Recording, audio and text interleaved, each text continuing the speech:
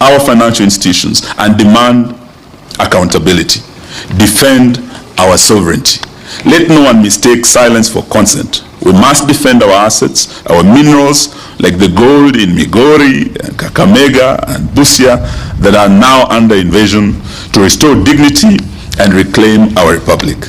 More significant, we must defend our multi-party democracy that is now under existential threat from this rogue regime. We witnessed in the recently concluded shambolic 27th November 2025 by-elections that the chairman of IEBC, and I was very surprised on Monday, I think the 8th, listening to Chairman Ethicon saying that elections cannot be stolen in Kenya. It's an impossibility. Is he a stranger in Jerusalem?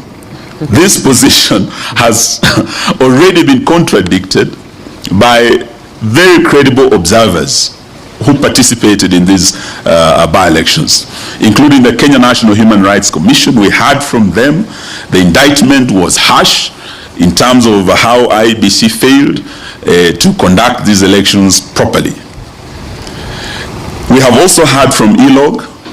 They also returned a very harsh verdict, and both have said, and many others, that including the Law Society of Kenya, and we must thank them for this, that the just concluded by-elections were not free and fair.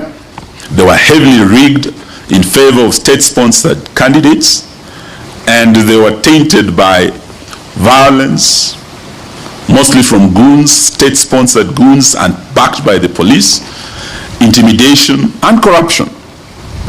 We are demanding immediate action against perpetrators of these electoral offenses, like in the case of Malava, and I think we have our candidate here, the Honorable Panyako here, who underwent serious terror in terms of violence by goons and state-sponsored gangs.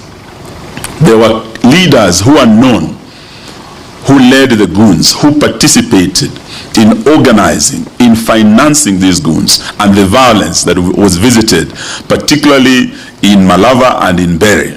These two were the hottest targets of this system because of the political implications that would confirm a win in Bere for the United Opposition, that the mountain is gone. A win in Western for the United Opposition, that Western is out of the reach of this regime. We are demanding that those who participated, including leaders like Nabina Bwera, the MP for Lugari, and we did issue a statement on the eve of that by-election with my brother Kalonzo Musyoka and Rigiji. We warned that the gangs were being unleashed, and in Malava, Nabina Bwera was going to lead the goons. And we were on the ground with Honorable Panyako. We saw Nabina Bwera leading these goons. We saw Stanley Livondo leading the goons. We saw former CS Sports, Rashida Chesa leading the goons. We saw Esther Muhanda, Women Rep Kakamega, distributing relief food, mattresses, blankets. All these are documented, and PSs between Nyangala and others. These are people who are known. Reports have been made of IEBC to the police. What we are demanding is action, that all these leaders be held to account. And IEBC has the powers to call off an election because of violence, where there were deaths like in Kaspul, 2 people died, in Chwele, 1 person died, many were maimed, vehicles burned. They had the powers to call off this election, but they did nothing. They have the powers to actually suspend anyone who participated in this perpetration of violence, including barring them in participating in future elections, and barring them, recommending them being barred from holding public office in future. This is how we are going to tame these ugly scourge of violence in our elections. Because under Article 81, where there is violence, we cannot say there's been free and fair election in the face of intimidation and corruption. So we are demanding that that action be taken. And we are also, as we had announced before, looking at taking action against the chairman himself and the CEO Marjan. The United Opposition therefore pledges that national assets belong to the people. They will never be sold without the consent of the people of Kenya, including Safaricom. Sovereignty and constitutional rule are not negotiable. This is what our forefathers fought for.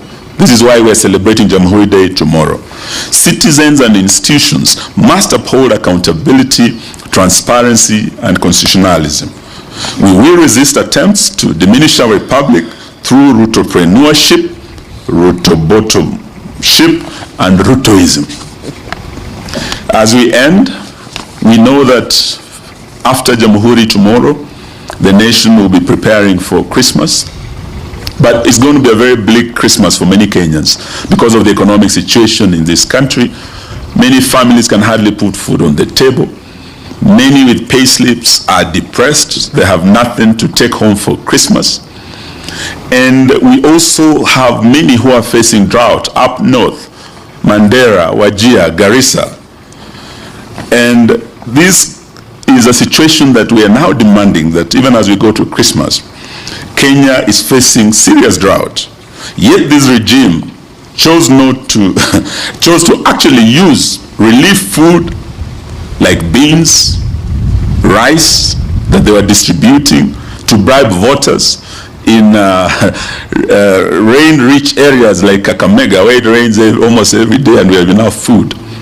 This is what they were using. Relief food that should have gone to northern Kenya came to western Kenya, went to the mountain and other areas where we had elections. We also had non-food items like blankets, mattresses being distributed by CSs, PSs, and officials of this government, including letters of appointment being distributed by the Prime Cabinet Secretary in public at rallies to woo voters. What we are saying is that this was a shameful thing for the government to do. It was irresponsible because those families who are facing the disaster of drought are the ones who need this support, which they are not receiving. So we are calling for urgent and immediate support by both the national and county governments, and we urge county governments to reallocate their budgets to address the urgency of now, particularly because of the drought. And we're also calling upon the international community to come in so that the affected families, affected counties and communities can receive the support. We are also urging that Parliament prioritizes comprehensive legislative framework for disaster risk management. And before I left the Ministry of Devolution and Special Programs, we had already proposed the disaster risk management bill that was before the House. This bill is currently undergoing mediation through a committee of both houses, and we are urging that the same be prioritized and be fast-tracked because it has all the mechanisms required to improve coordination between national government, the county governments, and international players in disaster risk management. In spite of these early warning mechanisms put in place by NDMA and Meteorological Department, these